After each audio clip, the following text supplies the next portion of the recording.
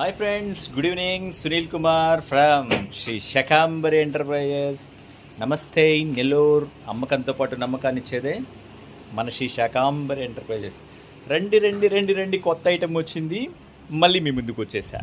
Hi friends, మా నాన్న మీకు ఎప్పుడు ప్రైజెస్ చెప్తాడు అండ్ ఐటమ్ పేర్లు చెప్తాడు. ఇవాళ నేను మీకు వీటి వల్ల వచ్చే యూస్ చెప్తున్నాను.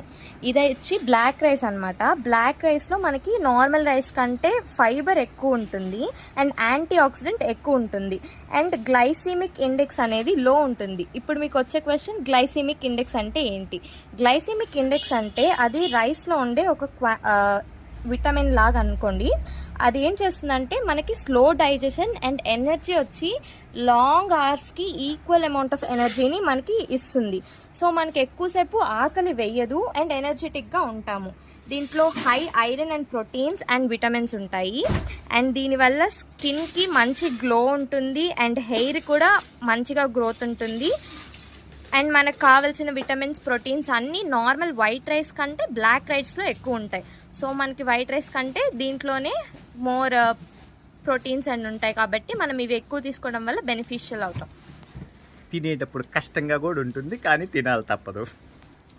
కానీ ఇది తింటేనే హెల్త్కి మంచిది నాన్న. సో నువ్వు కూడా ఇవాళ నుంచి అందరికి చెప్పడం కాదు, ఇవే తిను. బ్లాక్ రైస్ వండేటప్పుడు మామూలు రైస్ లాగా అలా పెట్టి అలా తీయాలంటే నానబెట్టడం అంటే కాదు. ఇది 5 to 6 hours వరకు నానబెట్టాలి. అది కూడా